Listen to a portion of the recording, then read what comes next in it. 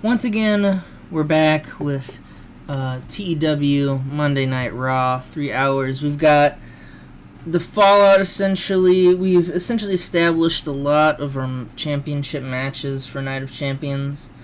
I know it's kind of like necessary, but the gimmick essentially of Night of Champions is as it was in real life, where it's, you know, all the championships on the line. Doing a lot, that's usually a staple of the channel. Yeah, let's just go and see how Raw does. Alright, I did not expect the match to be this good as it was, but in a pre-show bout, the United States Champion Yujiro Takahashi defeats Roman Reigns in a pre-show match that gets a B74, which is actually really good. Roman definitely has improved a lot since the very start of the save. And Yujiro's, I think, finally finding his place with that 73. Yeah, that's good. Good basic dark match pre-show. And we have the segment here in which the very first thing, and I'm trying to think, the opening segment of Raw, I'm sorry, my head's a little weird today, but Raw opens up with cameramen being dragged down by The Miz, essentially, you know, tell him, you know, follow me, and he just literally kicks the door open to the office of WWE. We see Mr. McMahon, Triple H, Stephanie McMahon. The Miz begins to scream at Mr. McMahon, saying he should be in the Championship Scramble. Randy Orton's a monster, and that WWE is preventing him from reaching his destiny. All this basic stuff. McMahon's kind of like, do I employ this person? Triple H goes up to The Miz and, oddly enough, tries to calm him down. He's like, you know, okay, Miz, let's just take this outside. The McMahon, Stephanie, and Vince, they're just kind of like, okay, well, there's that. That's how that works. They're just kind of glad that they don't have to talk to The Miz anymore. Well, at least... So, pretty interesting segment. The Miz did a good job. 99 A-star segment, building up the main storylines a bit.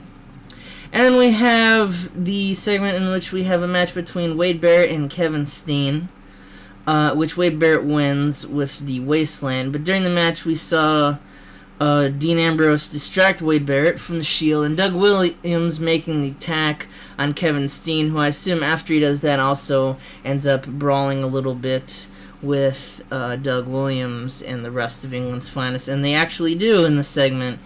You know, the rest of the Shield come out, Roman, Seth, and Dean. They come out and they start brawling. You know, Magnus comes out, Doug is right there, and Wade Barrett gets in there. Kevin Steen's probably just gone up and left.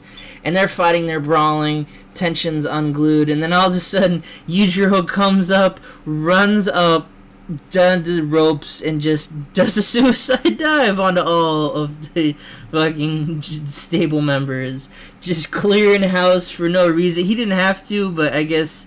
I think the Tokyo Pimp WWE version I'm putting on here is more of a kind of just for the memes Yujiro. But, you know, I guess that's how the Tokyo Pimp character is in New Japan. But yeah, you know, pretty good segment, pretty funny one. And we have backstage segment with AJ Lee and Beth Phoenix. They're pretty much backstage being interviewed. It's pretty much the segment. AJ Lee is interviewed first, saying she's not scared of Beth Phoenix and she could beat her up all you want, but once they get in the ring, it's over. Beth comes out and says she's sick and tired of being in last place, blah, blah, blah, all that basic shit. You know, you've seen the segment on TV before, you know how it goes. And we got a pretty, my god, my god. I did not expect. The reason I'm excited is because Pride and Honor are both openers. So Pride and Honor get a shot at the Motor City Machine Guns. I should probably just rename them, but I'll call them Motor City Machines because I keep messing that up. Sabin defeating Jay Lethal with the Made in Detroit. Ricky Steamboat was the weak link with the 53. Jay Lethal with the 68. Shelley with the 93. Sabin with the 94. Sabin has a cold, darn. So, yeah, he's got a cold, so I guess, I don't think that'll be too bad of an issue. But, granted, you know, 93A between mid-carders and openers is not something you'd want. It's something that you need. I don't know where I was going with that, but I'm just excited that that's the rating it got. I thought there'd be four, and plus that'll probably boost Richie and Jay's a little stock up, hopefully. And then we see a segment in which it's just a minor 1 minute announcement, which you're going to see Bray Wyatt take on Chris Jericho. That match is next. And in the 90A match, which is pretty good, Chris Jericho defeats Bray Wyatt in submission. During the match, we saw the Big Show run in and attack Jericho, and Kingston attack Wyatt. So a lot of interference running on this match. You know, the Big Show comes in. I like to think that Kofi Kingston didn't mean to really attack Bray Wyatt, but he was in the process of fighting with the Big Show. He manages to get a hit on Bray Wyatt that allows Chris to hit the walls of Jericho. And then we have Chris Jericho pretty much brawling with the Big Show. The Big Show obviously bigger, but Chris Jericho he evens the odds by using kendo sticks and chairs and just whacking at the Big Show with all he can muster. You know, pretty decent match, or rating for the segment. Chris Jericho doesn't have the best stats in this mod, as I think he should. But, I mean, I guess back in 2012, they thought Chris Jericho would probably be on the downturn anyway. Next, we have Stone Cold Steve Austin, kind of just sitting down in his office, and Damien Sandow is just kind of talking about Xavier Woods, using those big words that he likes to do, and then Austin is just like, please leave my office and never come back. You're already pissing me off. And Damien Sandow is forced to leave Curtis Axel in tow, the Saviors of Perfection. Basic little angle I thought would be kind of funny to have. And then we have segments, and we have the Motor City Machine Guns are standing there, probably after a great match with two jobbers talking to Shelton Benjamin and Charlie Haas. They say that, you know, they haven't had any kind of success in WWE.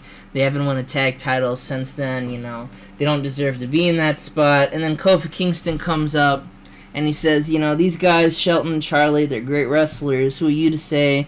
Essentially, this involves one of the Motor City Machine members are going to have a match with Kofi Kingston at some point down the line on the next Raw. So, always there's that to look forward to. Next, we have a match between Daniel Bryan and R-Truth. Pretty average match. And Daniel Bryan submits him. I'm going to change it to the label lock. I don't know what the repeated elbow strikes to the head. It doesn't really fit the gimmick that I'm running with. And then, once the match is over, Daniel Bryan walks over and he offers his hands as a sign of respect for R-Truth for putting up a great fight. The two competitors shake hands. A pretty good segment there, you know. We're seeing a change of heart in Daniel Bryan. And in the next segment, we have Trish Stratus, the women's GM. She's talking to Nikki Bella and Brie Bella. If you don't remember Nikki Bella and Brie Bella, they were attacked, essentially, on some point on SmackDown, or before or during, we're not too sure. And Trish Stratus is trying to ask, you know, what did you see? Who attacked you? Where's cheerleader Melissa? No one knows where cheerleader Melissa is. Oksana is probably somewhere off getting treatment. And then the Bellas they've been beaten so bad that they legitimately cannot remember who attacked them. So, intrigue for that part of the storyline is coming to fruition. And in a good match for our main event, Evan Bourne defeats The Miz with a Here It Is driver. During the match, Randy Orton came and attacked The Miz, of course, ruining The Miz's life, and so did CM Punk on Evan Bourne. So, you know, there's always that. And then we have the final segment of Raw. Is CM Punk gets a mic and he says, Evan Bourne, you know, I faced a lot of struggle to get to WWE and where I am at today. And you seem to think that you have that struggle too, but you have not. I've been on the independent scene, you've been on the independent scene, but the thing is between me and Evan is that I've at least been successful. I've been successful in every company I've ever been in. Bourne has not. And then Kofi Kingston comes out and just kind of scares CM Punk off, defending Evan Bourne, his friend. Kofi having a busy night tonight on Raw. And that's how we end the show with, you know, well, unfortunately, Bourne getting the win and he couldn't stand tall. At least Kofi was there to help him out. And a 94A Raw, not match. Dang, I'm just messing up with words today. Oh, yeah, pretty decent Raw. I can't say I'm excited to book for, obviously, the Night of Champions, which is coming up. So there's one more Raw, two more SmackDowns, and then it's Night of Champions. So always that to look forward. I'll see you then.